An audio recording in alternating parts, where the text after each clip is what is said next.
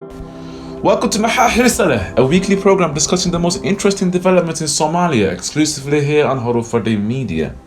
In this week's episode, we'll be dissecting the recent milestones and setbacks in the upcoming delayed elections, which have left many wondering on what to come next. For instance, for the first time, the federal government has taken a series of steps, ranging from meeting opposition politicians to committee reshuffles to ensure all parties involved in this pivotal election are appeased. However, the crucial question remains: will regional governments follow suit? Also on Maha, Prime Minister Mohamed Hussein Roble has sacked NISA's Human Resources Director and NISA's Chief of Intelligence at Aden at the International Airport, following a controversial decision to bar individuals from travelling to Beledweyne. This comes after a decree from the Prime Minister's office stating that no candidate can be prevented from travelling to their constituencies. These are just some of the topics on Maha this week. We hope you find this video quite informative. Please share, like, and tune in for other similar videos here exclusively on Horufade Media. Let's get straight into it. The Prime Minister of Somalia, Mohamed Hussein Roble, has sacked two senior-ranking officials of the Somali National Security and Intelligence Agency last week, following a series of complaints made by a number of Somali political aspirants that attempted to fly from Mogadishu to Beledweyne. Abdullah Kulana and Abdul Wahab Sheikh Ali were both released from their duties following the attempted illegal prevention of travel for a number of candidates in the upcoming elections, which directly undermined the Prime Minister's decree. The Prime Minister's firm action is the first of its kind underpinned by this legal decree. Flashback to 8th of July, a similar incident occurred in Jubaland, in which President Farmajo's electoral advisor and candidate in the elections, Abdi Ali Rage, was barred into entry into Jubaland, by the regional authority. The right to freedom of movement for politicians, citizens, and other political aspirants is a universally agreed upon fundamental human right. How can one expect a political candidate to be able to campaign freely if he or she is unable to literally travel to the constituency that they wish to gain a seat? The decision to relieve these officials in NISA of their duties by Mohamed Hussein Roble unequivocally demonstrates the commitment by this federal government to ensure an open and fair election in Somalia this year. This is further emphasized by the recent statement released by the chairman of the independent Federal Election Implementation Team, Mohamed Hassan Mohamed Erro, elucidating that the committee will not accept any party attempting to prevent any candidate from campaigning, a message directly targeted at regional governments. Indeed, while some have condemned the Farmajo administration for limiting democracy in the election, these steps demonstrate the exact polar opposite. Now, it is undeniable that in any election, the freedom of press is essential. However, this cannot be the case, of course, in Somalia.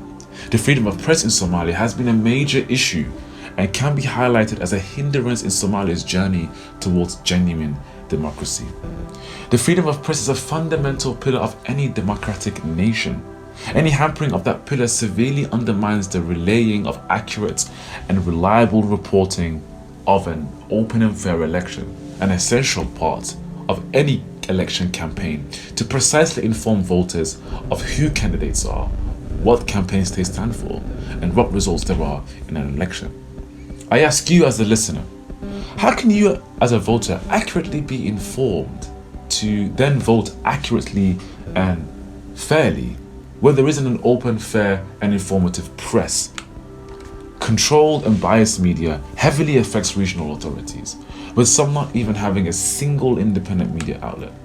If Somalia wants effective democracy, not just on a federal level, but on a local level, if Somalia wants effective accountability of leadership, this major issue cannot be swept under the rug, but rather must be stamped out.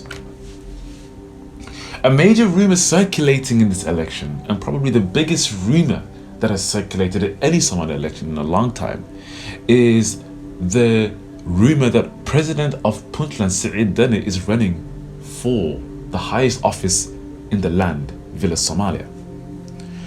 The rumors have recently picked up steam in the media and in social media as a whole, and many in Puntland want Dene to outline his candidature immediately if he wishes to run for office.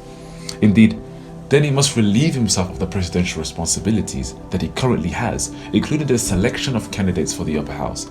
If he intends to run for the highest office, his selection of Puntland upper house candidates, amongst other responsibilities, will give him this illegal and quite significant leeway in the elections he intends to stand for, and is quite frankly very hypocritical, to say the least, as one of the main arguments put forth by Denny and Madobe during the election impasse with President Farmajo earlier this year was that Mr. Farmajo was a candidate as well as a president, and for that reason he cannot be on a negotiating table, as he could unfairly have an advantage against other candidates.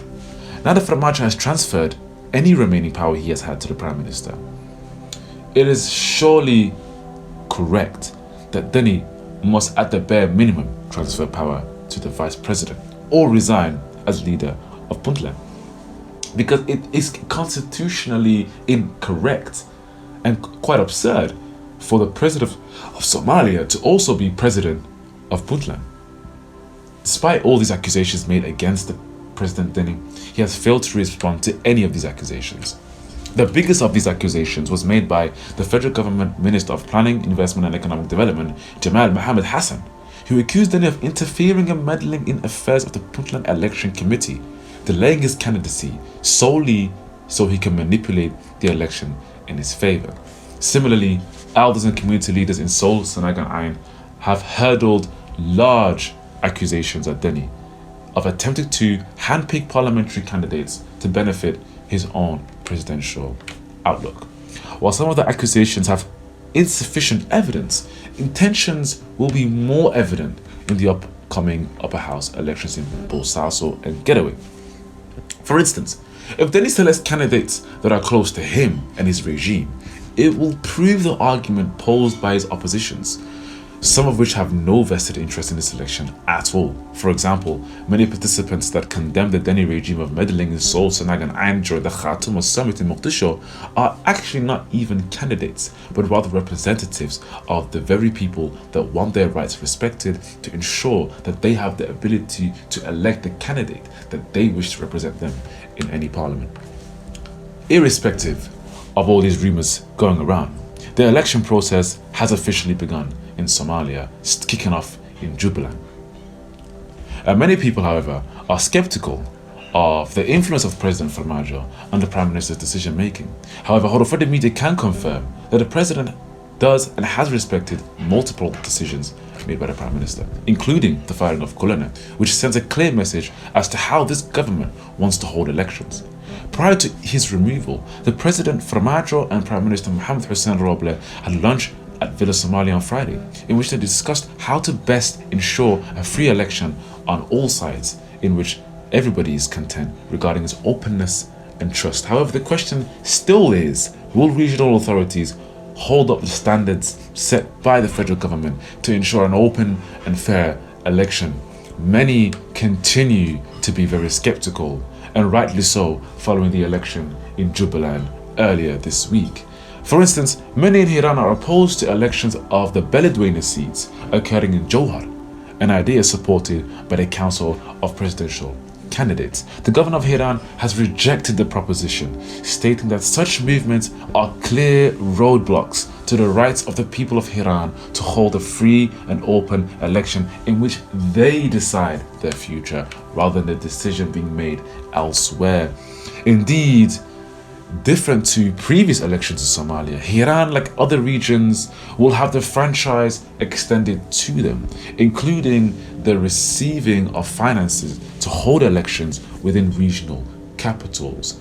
Under the 17 September Agreement, each federal member state will have 2 cities to hold elections in, allowing regional capitals to have influence on election processes and provide an opportunity for the local population to engage and learn more about the election process in preparation for one person, one vote in the next 2024 elections. There hasn't been a one person, one vote election in Somalia since 1968. And Horomar media can confirm that some of international partners of Somalia, as well as opposition candidates themselves, are vehemently opposed to any one person, one vote model due to their vested interests in Somalia. For instance, For the candidates, an indirect election allows an easier process to win the presidency, as one can have a bigger influence over the electorate through bribery and money obtained from foreign powers. And for foreign powers, the investment in a presidential candidate will ensure the interests of that foreign power is fulfilled in Somalia, with heavy influence in the highest office on the land. The return of a more independent Somalia in the last 4 years, which is less susceptible to foreign influence, has struck worry and fear in many neighboring countries that prey on a vulnerable Somalia. The removal of a UAE training program, the banishing of United Nations representative in Somalia, Haysom, and the severing of ties with the Kenyatta region over violations of sovereignty are just some of the many examples demonstrated by this federal government to ensure that Somalia's stand on the international arena is respected as a sovereign, self-governing nation. What comes next must lie in the hands of the Somali people.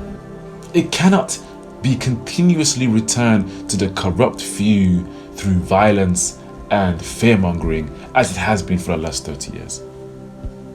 While this election has been hijacked, while this election has been forcefully returned to an indirect format, the 2024 elections will most certainly be an election to watch out for.